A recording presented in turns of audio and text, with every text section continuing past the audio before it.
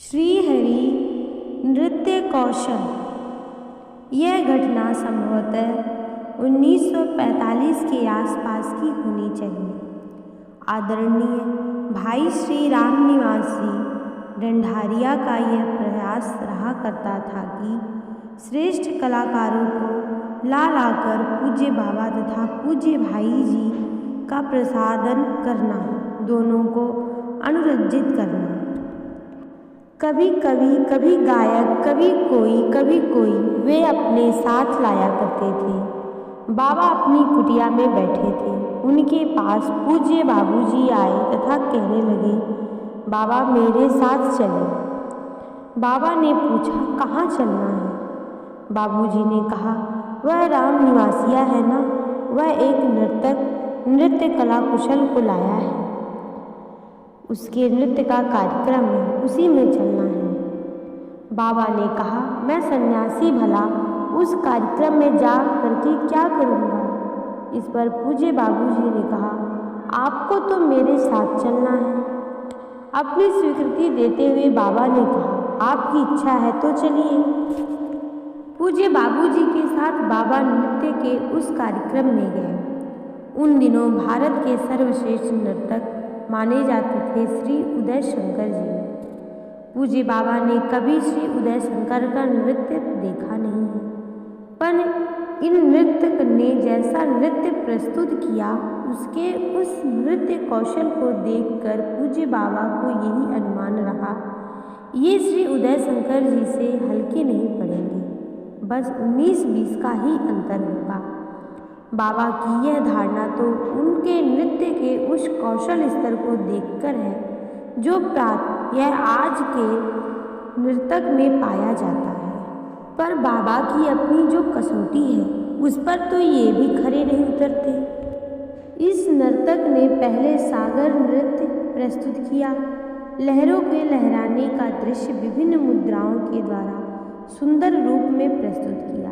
इसके बाद उन्होंने राधा नृत्य प्रस्तुत किया। इस राधा नृत्य का भाव यह था कि श्री राधा जी शीशे के ऊपर जल की मटकी लेकर जल भरने यमुना के तट पर जाती हैं तथा यमुना तट पर पहुंचकर श्री कृष्ण की प्रतीक्षा कर रही हैं। श्री कृष्ण की प्रतीक्षा में लीन श्री राधा की चेष्टाओं का प्रस्तुतिकरण उनके द्वारा हो रहा था। वे अत्यधिक सावधान थे कि यह प्रस्तुतिकरण शालीन भी हो तथा श्रेष्ठ भी हो। सचमुच वह प्रस्तुतिकरण सुंदर था, लोगों के साधारण स्तर के अनुसार, पर पूज्य बाबा का मापदंड तो कुछ दूसरा ही था।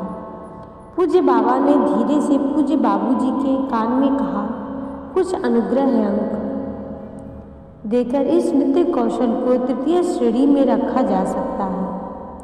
मैंने कभी नृत्य नहीं किया, पर इससे सुंदर नृत्य तो मैं ही कर सकता हूँ। पूज्य बाबूजी ने मुख पर अंगुली रखकर कहा, आपको इस समय कुछ बोलना नहीं चाहिए। सभी लोग नृत्य देखकर वापस आ गए। दूसरे दिन पूज्य बाबा के मन में नृत्य करने की बात स्फुरित हुई, पर नृत्य के अंदर ताल के अनुसार कोई तबले का ठेका देने वाला तथा कोई स्वर देने वाला होना चाहिए। तबले पर ठेका देने के लिए पूज्य बाबा ने श्री बजरंग लाल जी ढोलकिया यानी जबलपुर वाले को कहा। वे तो एक प्रकार से पूज्य बाबा के अपने से अपने थे ही। स्वर देने के लिए पूज्य बाबा ने श्री सम्मान चिन्मय लाल जी गोस्वामी को तैयार किया। इतना करके भी पूज्य बाबूजी की अनुमति आवश्यक थी। उन दिनों पूज्य बाबा का मौन व्रत चल रहा था। पूज्य बाबा पूज्य भाई जी के पास गए तथा स्लेट की पट्टी पर लिखकर कहा, मेरा ऐसा विचार है कि नृत्य करूं, क्या इसके लिए आपकी आज्ञा है? पूज्य बाबूजी ने कहा, मुझे तो कोई आपत्ति नहीं है, पर इतना जरूर है कि कमरा बंद करके नृत्य कीजिएगा, आपके नृत्य को कोई देखे नहीं। यह बात तो पूज्य बाबा की मन की ही थी।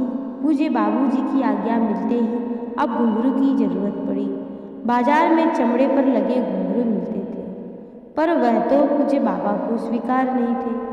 चमड़े का प्रयोग तो पूज्य बाबा को स्वीकार था ही नहीं। घुंघरू के दाने बाजार से मंगवाए गए, पर उनसे पैर के छिलने की संभावना थी, अतः पैर पर कपड़े बांधकर उसके ऊपर घुंघरू पैर में बांध दिए। यह आशंका मन में आई कि भले कमरे का बंद कर लिया जाए, पर घुंघरू के स्वर तो कमरे के बाहर जा सकते हैं।